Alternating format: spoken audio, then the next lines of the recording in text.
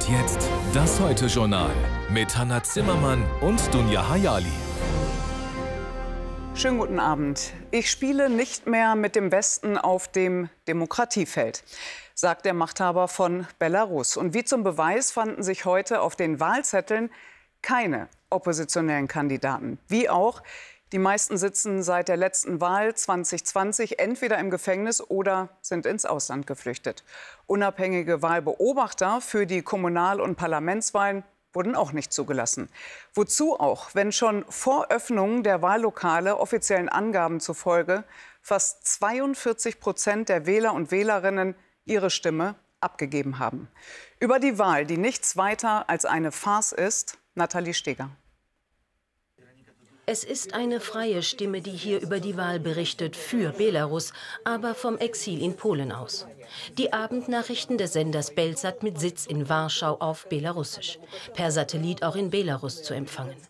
Die Parlamentswahl ist für die belarussischen Journalisten nur ein Thema von vielen. Früher haben wir Wahlsondersendungen gemacht, aber dieses Mal haben wir uns entschlossen, dass wir nicht nach den Regeln des Lukaschenko-Regimes spielen, weil es keine Wahl ist. Für das Regime in Minsk ist Belsat eine extremistische Organisation. Mehrere Mitarbeiter in Belarus sind im Gefängnis. Medien und Politik gleichgeschaltet. Bei der Parlamentswahl wurden nur regimetreue Parteien zugelassen. Lukaschenkos prominenteste Gegnerin, Oppositionsführerin Svetlana Tichanowskaja im Exil, meldet sich heute per Tweet. Farce, Betrug, Schein, Betrug, Zirkus, Fälschung, Ritual, Militäroperation. Es gibt viele Worte, um zu beschreiben, schreibt sie, was heute in Belarus passiert, aber nennt es nicht Wahlen. Machthaber Lukaschenko gibt in Minsk seine Stimme ab. OSZE-Wahlbeobachter hat er abgelehnt. Und er nutzt den Tag, um Stärke zu zeigen und für eine Ankündigung. Nächstes Jahr sind Präsidentschaftswahlen. Ich werde wieder antreten. Keine Person, kein verantwortlicher Präsident würde sein Volk verlassen, das ihm in die Schlacht gefolgt ist. Lukaschenko zementiert sich weiter an der Macht. Nach der letzten Präsidentschaftswahl 2020 schien sein Regime für einen Moment in Gefahr. Massenproteste, die Lukaschenko schließlich brutal niederschlagen lässt. Seitdem greift er noch autoritärer durch. Die Opposition ist mundtot gemacht im Gefängnis oder im Exil. Wir haben dort nur wenige Korrespondenten, die zutiefst heimlich arbeiten. Es herrscht Terror in Belarus. Es vergeht keine Woche, in der nicht jemand unter irgendeinem Vorwand ins Gefängnis geht. 3, 5, 10 oder sogar 25 Jahre. Wir haben die Bedingungen eines stalinistischen Regimes. Für die belarussischen Journalisten in Polen liefert die Wahl heute keine große Schlagzeile, weil ohnehin alles bleibt. Für uns ist es wichtiger, dass politische Gefangene in belarussischen Gefängnissen sterben. Es gab gerade einen 5. Fall, von dem wir überhaupt wissen. Und das ist wichtiger für uns als diese Fake-Wahl. Bei Belsat schätzen sie, dass in den letzten Jahren Hunderttausende Belarussen geflohen sind. Aus Belarus, wo ein Wandel nicht absehbar scheint. Eine Machtdemonstration des belarussischen Machthabers also, der die Kontrolle im Land hat und zementieren wird. Armin Körper in Moskau, schönen guten Abend. Lukaschenko scheint von seinem Freund und Nachbarn Putin gelernt zu haben. Was sind diese Wahlen wert? Die sind überhaupt nicht viel wert. In Belarus herrscht ein Machtapparat, der den in Russland an Grausamkeit sogar noch übertrifft. Ich höre immer wieder von Oppositionellen, die in Gefängnissen und Strafkolonien sterben. Deren Zahl steigt stetig. Also mit Wahlen hat das wirklich gar nichts zu tun. Und diese Wahl war dann wohl auch ein Vorgeschmack auf die Präsidentschaftswahlen 2025 in Belarus. Zu Beginn des russischen Angriffskrieges wurde ja oft über die Rolle von Belarus gesprochen. Greift Putin auch von dort die Ukraine an, Rückzugsort der Wagner-Truppen und einiges mehr? Wie eng ist denn im Moment das Verhältnis zwischen Lukaschenko und Putin? Liebesehe ist das ganz bestimmt keine. Für Putin war Lukaschenko lange unkalkulierbar. Mittlerweile scheint er aber gar keine andere Alternative mehr in der Nachbarschaft zu haben. Und Lukaschenko weiß natürlich, dass er in dem sogenannten Unionsstaat nicht Koch, sondern Kellner ist. Für uns westliche Journalisten wird dieses Belarus immer mehr zu einer Blackbox. Westliche Journalisten werden kaum in das Land reingelassen. Es gab Meldungen im vergangenen Herbst, dass Russland Teile seiner taktischen Nuklearwaffen dorthin verlegt hat. Es ist aber unklar, wer eigentlich jetzt die Kontrolle über die hat. Auch, du hast es schon angesprochen, die Wagner-Söldner. Wie viele da noch sind und was die da treiben, wissen wir eigentlich nicht. Mir scheint, dass für Präsident Putin Belarus nicht mehr als ein Aufmarschgebiet vor den Toren des Westens ist. Das ist die Aufgabe von Belarus in seiner Choreografie. Für Lukaschenko gibt es eigentlich keine Alternative mehr zu Wladimir Putin, weil er hat lange mit der EU auch geflirtet, aber die hat ihm mittlerweile den Rücken gekehrt. Einordnung von Armin Körper live aus Moskau. Vielen Dank dir. Ja, und das, was wir jetzt bei den Wahlen in Belarus gesehen haben, werden wir auch am 17. März in Russland sehen. Dann will und wird Wladimir Putin zum 5. Mal Präsident werden. Wer soll ihn auch stoppen? Widersacher wie Kreml-Kritiker Nawalny oder aber auch der Chef der Wagner-Truppe Prigoschin sind tot. Die russische Wirtschaft dagegen geht trotz aller Sanktionen nicht in die Knie. Der Ukraine gehen dafür aktuell Munition und ausgeruhte Männer aus. Der unterstützende Westen ist in fast allem zu langsam und zu zögerlich. Sprich, die russische Invasion entwickelt sich nach 2 Jahren immer mehr zugunsten des Angreifers. Auch dank China, wie Armin Körper berichtet. Der Drache ist los. In diesem Jahr ist es das erste Mal, dass in Moskau das chinesische Neujahrsfest staatlich verordnet begangen wird. China ist heute der wichtigste Wirtschaftspartner. Böse Zungen sagen, es sei eine etwas einseitige Freundschaft, die da auf der Prachtstraße Arbat in Form von Pappkameraden zelebriert wird. Doch Präsident Putin sieht sich mit dem Reich der Mitte durchaus auf Augenhöhe. Die Zusammenarbeit mit der Chinesischen Volksrepublik ist so hoch wie nie zuvor. Die Oberfläche immerhin glitzert. In der Shopping Mall, die auch noch Europa heißt, gibt's fast alles, was das russische Konsumherz vom Westen begehrt. Sanktionen, Angst vor Armut, sichtbar ist das nicht. Denis Volkov leitet das einzige unabhängige Meinungsforschungsinstitut. Dass der Westen die Russen durch Sanktionen gegen ihren Präsidenten aufstellt, sieht er nicht. Am Anfang sind die Menschen losgerannt, um Devisen abzuheben, Bargeld. All das hat schnell aufgehört. Die Regierung hat die Zinssätze angehoben und die Menschen haben ihr Geld wieder auf die Banken zurückgebracht. Das Wirtschaftswachstum von über 3% bringt die Rüstungsindustrie, in die der Staat viel Geld pumpt, das er sich vorher zum Beispiel bei den Chinesen gepumpt hat. Unklar, wie lange das so läuft. Die Armee, die anfangs durch Zwangsrekrutierung von sich reden machte, gilt vielen jetzt als guter Arbeitgeber. Und der Krieg für Menschen in entlegenen Regionen ein Konjunkturprogramm? Die Mehrheit der Männer in der Spezialoperation kommt aus Kleinstädten, aus kleinen Regionen. Und sie erhalten jetzt monatlich das 5- bis 6-fache dessen, was sie vorher verdienten.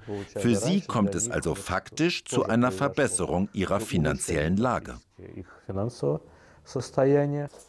Wer das Spiel nicht mitspielt und kritisiert, steht vor Gericht. Fast 20.000 Kritiker wurden seit Kriegsbeginn festgenommen. Auch Länder Europas werden vom Präsidenten bedroht, zuletzt Lettland, wo eine russische Minderheit lebt. Sie werden dort wie Schweine behandelt und deshalb werden die, die das tun, bald auch solche Schweinereien erleben. Moskau, der neue Patriotismus scheint alles zu verdecken.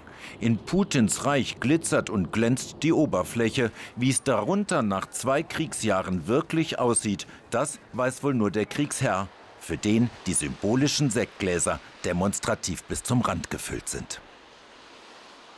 Also Putin scheint Oberwasser zu haben, will sich die Ukraine einverleiben, koste es was und wen es wolle. Selbst Sanktionen schütteln Putin und die russische Wirtschaft scheinbar mühelos ab. Also Was tun? Friedensgespräche, mehr Waffen oder doch weitere Sanktionen? Bei mir im Studio ist jetzt Professorin Nicole Deitelhoff, Leiterin des Leibniz-Instituts für Friedens- und Konfliktforschung. Schönen guten Abend, schön, dass Sie da sind. Guten Abend, Frau Hayali. Sprechen wir zunächst mal über die Sanktionen. Wenn man sich das genauer anschaut, dann sieht man, dass zum Beispiel die USA und Frankreich weiter Uran importieren. Dass Ungarn, Tschechien, die Slowakei Öl importieren, Deutschland immer noch LNG, Flüssiggas. Was macht der Westen da? Naja, alle diese Rohstoffe waren natürlich auf der Liste möglicher Sanktionen. Warum man sie dann letztlich nicht draufgesetzt hat oder aber Ausnahmeregelungen dafür gefunden hat, liegt schlicht und einfach daran, dass die betreffenden Länder, Sie haben es eben ja gesagt, der Meinung waren und das auch durchargumentiert haben, sie würden es nicht direkt schaffen, sich von diesen Rohstoffen, also von den Importen aus Russland, zu trennen. Aber dann lügt man sich ein bisschen in die Tasche, wenn man sagt, man will Russland über Wirtschaftssanktionen in die Knie zwingen. Naja, Sanktionen sind ja immer so gedacht, dass sie den anderen mehr treffen sollen als denjenigen, der die Sanktionen veranlasst. Und das heißt, man muss natürlich darauf achten, dass man sich durch Sanktionen nicht schwächer macht als denjenigen, den man sanktionieren will. Das ist so ein bisschen das Problem. Gerade beim Uran sehen wir, dass Frankreich, aber auch die USA sich auf den Weg machen, tatsächlich sich aus dieser Abhängigkeit zu befreien. Das dauert. Hinzu kommt aber auch, dass Exporte zum Beispiel aus Deutschland, nicht direkt nach Russland, aber über Umwege, also über russische Nachbarländer, dann doch immer wieder in Russland landen. Wieso schließt man diese Schlupflöcher oder diese Umgehungsindustrie nicht? Ja, je länger Sanktionen dauern, desto mehr Schlupflöcher gibt es tatsächlich. Man versucht das, aber man muss jeder Firma tatsächlich nachweisen, dass sie Sanktionen umgeht. Und das ist ziemlich aufwendig. Wichtiger ist, glaube ich, was die USA gerade machen. Sie drohen nämlich anderen Staaten damit, wenn sie helfen, die Sanktionen zu umgehen, dann werden sie selbst Ziel dieser Sanktionen. Und wir sehen, dass das plötzlich chinesische Banken, aber jetzt auch Banken der Vereinigten Arabischen Emirate oder türkische Banken keine Zahlungsaktionen mehr für Russland zum Beispiel abwickeln. Also wir sehen Schritt für Schritt bei den Sanktionen, Schritt für Schritt aber auch bei den Waffenlieferungen. Anstatt alles zu liefern, wie Dänemark es jetzt macht, sagt Deutschland, der Verteidigungsminister, wir müssen kriegstauglich werden. Ist es wirklich sinnvoll oder wäre es nicht vielleicht doch sinnvoller, alles der Ukraine zu geben, damit sie möglicherweise gewinnt? Ja, das ist ja auch wieder eine Frage der Balance. Also natürlich braucht man eine gewisse Ausrüstung, um sich verteidigen zu können für den akuten Notfall.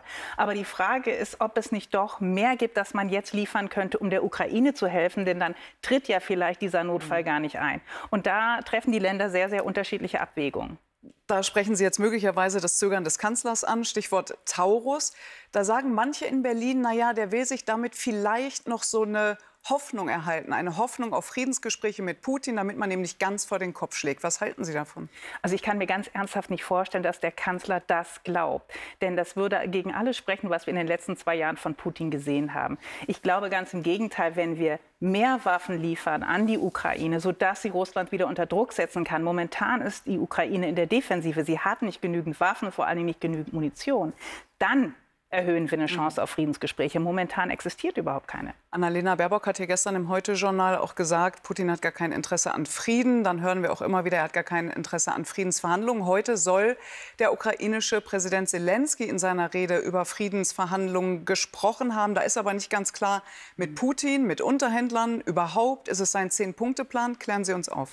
Ja, ich würde sagen, hier geht es um seinen 10-Punkte-Plan. Also es geht um die Ankündigung der Schweiz, dass man im Sommer eine internationale Friedenskonferenz abhalten wolle, natürlich mit der Ukraine. Und die Ukraine will dort ein Konzept mit den internationalen Partnern beraten und das dann eventuell in einem zweiten Schritt auch russischen Unterhändlern präsentieren. Das klingt mir sehr nach dem 10-Punkte-Plan. Ich sehe keinerlei Interesse aus Russland an einer solchen Konferenz oder einem solchen Vorgehen. Und ich glaube nicht, dass es dazu kommen wird. Frau Professorin, vielleicht noch mal dann auch nach. Sollte es Friedensverhandlungen geben? Und dann auch einen möglichen Frieden. Wie kann man denn Russland jemals wieder vertrauen? Ein Land, das ja alle Verträge mehr oder weniger auch gebrochen hat. Was sagt einem denn nicht, dass sie 2 Jahre brauchen, um sich einfach wieder zu regenerieren und erholen? Und dann startet der nächste Krieg. Ja. Also ich meine, im Krieg ist das Vertrauen immer das Erste, was auf der Strecke bleibt. Also das, würde ich sagen, gilt für alle Konflikte. Hier haben wir es sicherlich mit einer besonderen Situation zu tun. Worum es gehen muss, ist zum einen, dass man der Ukraine belastbare Sicherheitsgarantien gibt. Das muss nicht die NATO-Mitgliedschaft sein. Es können auch bilaterale Sicherheitsgarantien sein, die Ukraine so auszurüsten, also sie so und ihre Streitkräfte so zu trainieren, dass sie Russland tatsächlich zukünftig glaubhaft abschrecken kann. Das würde reichen. Das andere ist, ein Friedensprozess oder sagen wir mal Waffenstillstandsvereinbarungen müssen so organisiert werden, dass sie Schritt für Schritt funktionieren und auf jeder Stufe eines solchen Prozesses auch immer wieder Gegenmaßnahmen ergriffen werden können, um eben zu verhindern, dass man wie in der Vergangenheit sozusagen Russland auf den Leim geht und am Ende dann derjenige ist, der die Rechnung zahlt. Wie mit der Krim und dem Donbass und viele Dinge zuvor. Frau Professorin Nicole Deitelhoff, vielen Dank fürs Kommen, Leiterin des Leibniz-Instituts für Friedens- und Konfliktforschung. Alles Gute für Sie. Dankeschön. Ja, und damit blicken wir jetzt auch in die Ukraine. Der ukrainische Präsident hat heute zum ersten Mal seit 22 Monaten wieder Todeszahlen genannt. Er sprach von 31.000 getöteten ukrainischen Soldaten und 180.000 russischen. Das ist für uns natürlich schwer nachzuprüfen. Und, ich habe es gerade schon im Gespräch erwähnt, Selenskyj soll zudem eventuell angedeutet haben, dass er direkte Friedensverhandlungen mit russischen Unterhändlern nicht mehr ausschließt. Direkte Gespräche mit Putin, das ist klar, dagegen schon. Katrin Eigendorf hat die Rede von Selenskyj verfolgt. Katrin, so wie du diesen Krieg seit 2 Jahren verfolgst, wie deutest du denn das mit diesen möglichen Friedensgesprächen mit russischen Unterhändlern? Ja, ich glaube, das müssen wir bewerten vor dem Hintergrund, in welcher Situation sich die Ukraine gerade befindet. Militärisch steht sie gerade im Osten wirklich mit dem Rücken zur Wand und hat große Schwierigkeiten, zentrale Orte im Osten zu verteidigen. Zudem kommt hinzu, dass viele der westlichen Partner, allen voran die USA, großen Druck ausüben und natürlich immer wieder die Frage auftaucht, was ist überhaupt hier noch die Perspektive für Frieden? Wann endet dieser Krieg?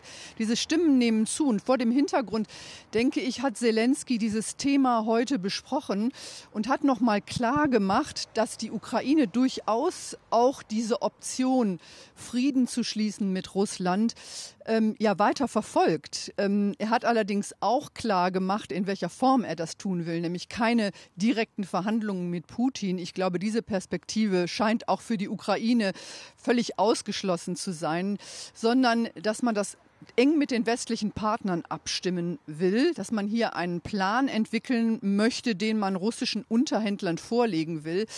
Ich denke, für die Ukraine ist das allerwichtigste Ziel zu erreichen, mit den westlichen Partnern Sicherheitsgarantien zu erwirken. Denn selbst wenn man hingehen würde und bestimmte Territorien auch vielleicht zur Disposition stellen würde, was inzwischen in der Ukraine durchaus auch diskutiert wird, für die Ukraine sind Sicherheitsgarantien das Allerwichtigste. Sagt Katrin Eigendorf. Vielen herzlichen Dank für diese Einordnung. Und als der Krieg der Russen begann, da haben die USA dem ukrainischen Präsidenten ja angeboten, ihn herauszuholen. Er soll geantwortet haben, er brauche keine Mitfahrgelegenheit, sondern Munition. Daran hat sich ja bis heute nichts geändert. Aus Deutschland bekommt er aber jetzt erstmal etwas anderes, Hanna. Die Bundesregierung will die humanitäre Hilfe für die Ukraine um weitere 100 Millionen Euro aufstocken. Das hat Außenministerin Baerbock im südukrainischen Mykolajiw verkündet.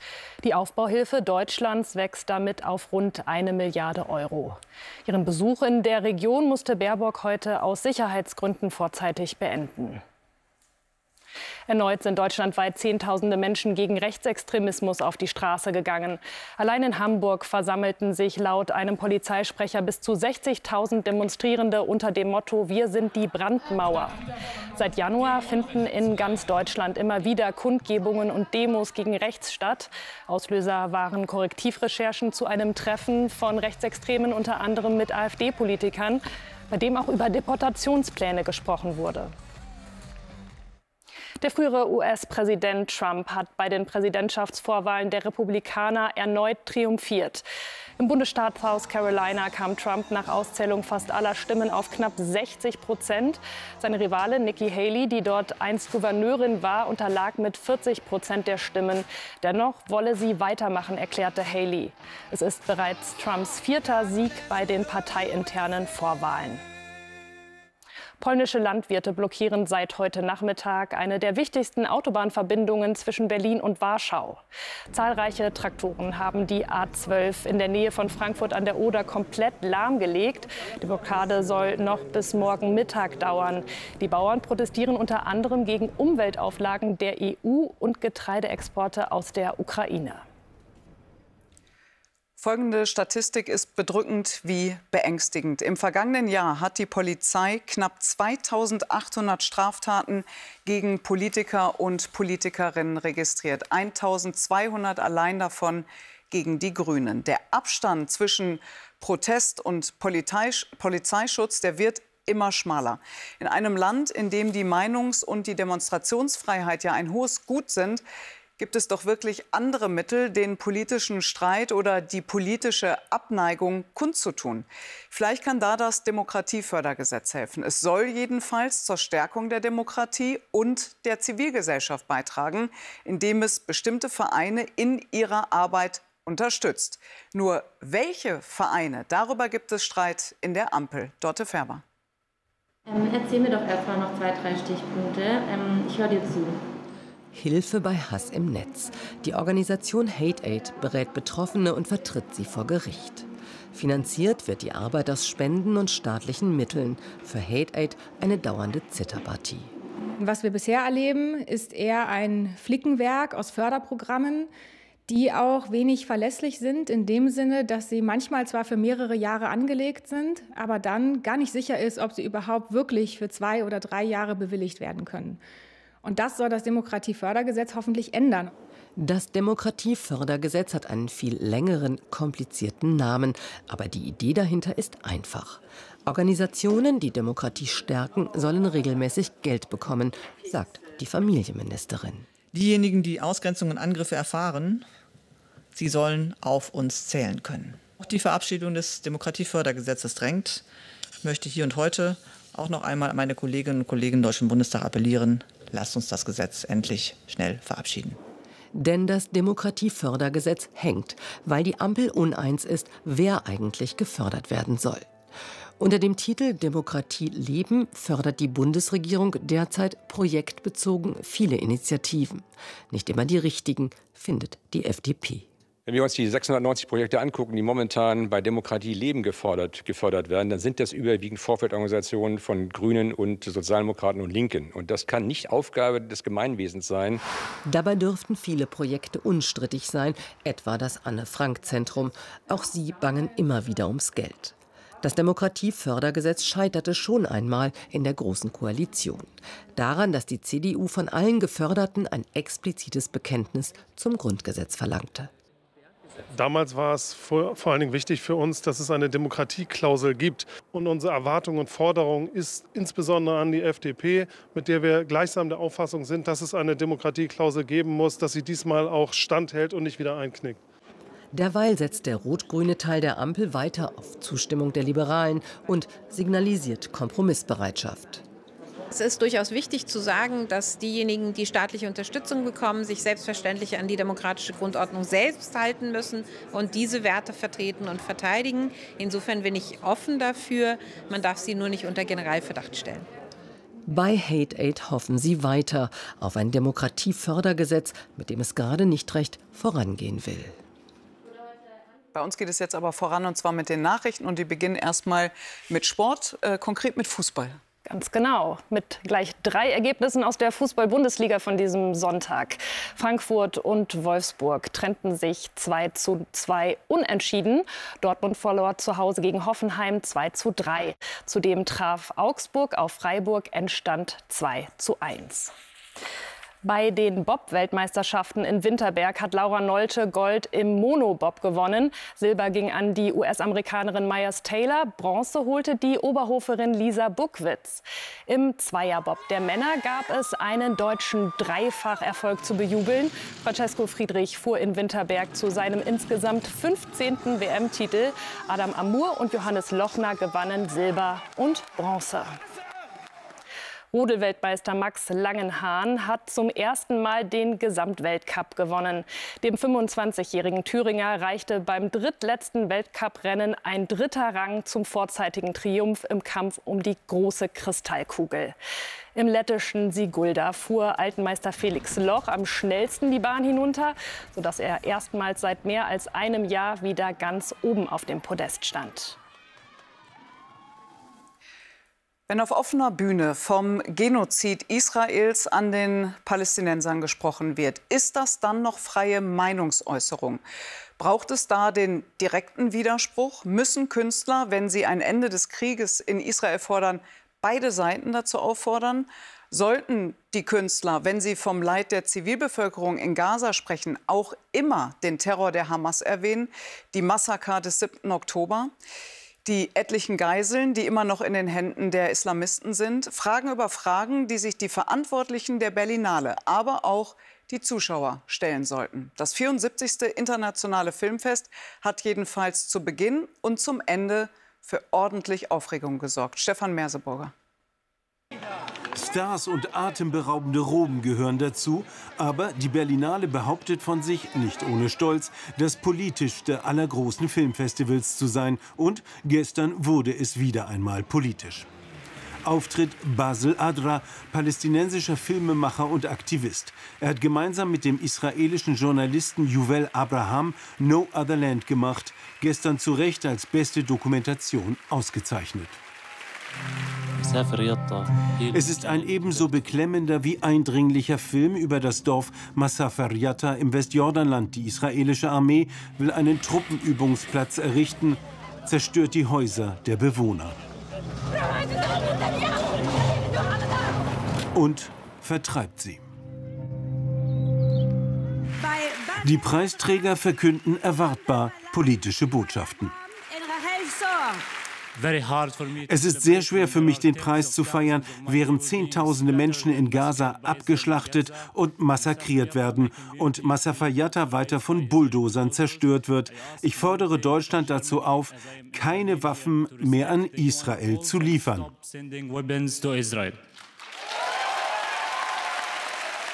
Wir brauchen einen Waffenstillstand, eine politische Lösung und das Ende der Besatzung. Auch Regisseur Ben Russell in Kufiyya, das Palästinensertuch gehüllt, zeigt Sendungsbewusstsein. Wir fordern einen sofortigen Waffenstillstand und sind selbstverständlich gegen den Genozid. Israel hat einen schweren Stand, auch in der Filmszene. Die Festivalleitung hatte, in Vorahnung und um Ausgewogenheit bemüht, zu Anfang der Gala Folgendes beteuert. Nach dem brutalen Überfall der Hamas vom 17. Oktober hat sich die Lage in Gaza eskaliert. Wir fordern Hamas auf, die Geiseln umgehend freizulassen, und wir fordern Israel dazu auf, alles erdenklich Mögliche zu tun, um die Zivilbevölkerung in Gaza zu schützen. Schon der Beginn des Festivals war begleitet von politischen Turbulenzen. Keine Plätze für Faschisten forderten Aktivisten. Schauspieler skandierten. Zuvor hatte die Festivalleitung AfD-Politiker erst ein- und dann wieder ausgeladen. Das bleibt bis heute umstritten. Nach 5 Jahren endet die Ära von Carlo Chatrian und Mariette Rissenbeek. Trisha Tuttle ist die neue Chefin und nicht wenige erwarten, dass nächstes Jahr mal endlich wieder ein Wettbewerb mit Starpower und richtig starken Filmen das Festival beherrscht. Und wir gucken jetzt nicht aufs nächste Jahr, sondern nur auf die nächste Woche mit Kai Felix Jochens.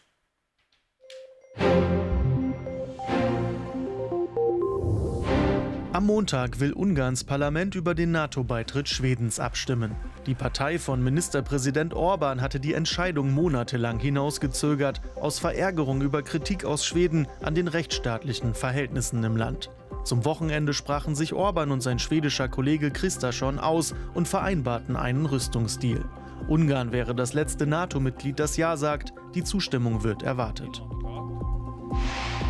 Durch einen sogenannten Wellenstreik wird es von Montag bis Samstag im kommunalen Nahverkehr erneut zu Ausfällen kommen, je nach Region an unterschiedlichen Tagen. Die Gewerkschaft ver.di hatte dazu aufgerufen. Die laufenden Tarifverhandlungen sind festgefahren. Zum Hauptstreiktag am Freitag soll der Nahverkehr dann fast bundesweit stillstehen. Bayern ist als einziges Bundesland nicht betroffen. Hier finden derzeit keine Tarifverhandlungen statt.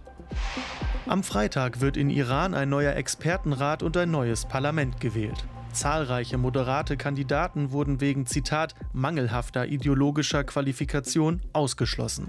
Nach der blutigen Niederschlagung der Proteste 2022 wird interessant sein, wie hoch die Wahlbeteiligung ausfällt. Bei den letzten Wahlen lag sie schon deutlich unter 50%. Eine noch niedrigere Teilnahme würde als Ausdruck des Widerstands gegen das Mullah-Regime verstanden werden. Und so wird das Wetter in den kommenden Tagen. Morgen regnet es im Südwesten vor allem am Vormittag, sonst ist es freundlicher und meist trocken. Die Temperatur erreicht an der Ostsee 6 Grad, in Niederbayern 12 Grad. Die kommenden Tage wechselhaft, bringen mal Sonne, mal dichtere Wolkenfelder. Regen ist aber kaum noch dabei. Die Höchsttemperaturen liegen zwischen 4 und 13 Grad. Ich nehme die 13 Grad, aber ohne Regen. Ja, das nehme ich auch. Was nimmst du noch? Sonne am besten, oder? Und die nächsten Nachrichten. Und die nächsten Nachrichten. Hier geht es nämlich um 0:20 Uhr weiter mit den nächsten Nachrichten. Und hier übernehmen dann morgen Heinz Wolf und Marietta Slomka. Machen Sie es gut, wo auch immer Sie sind. Tschüss.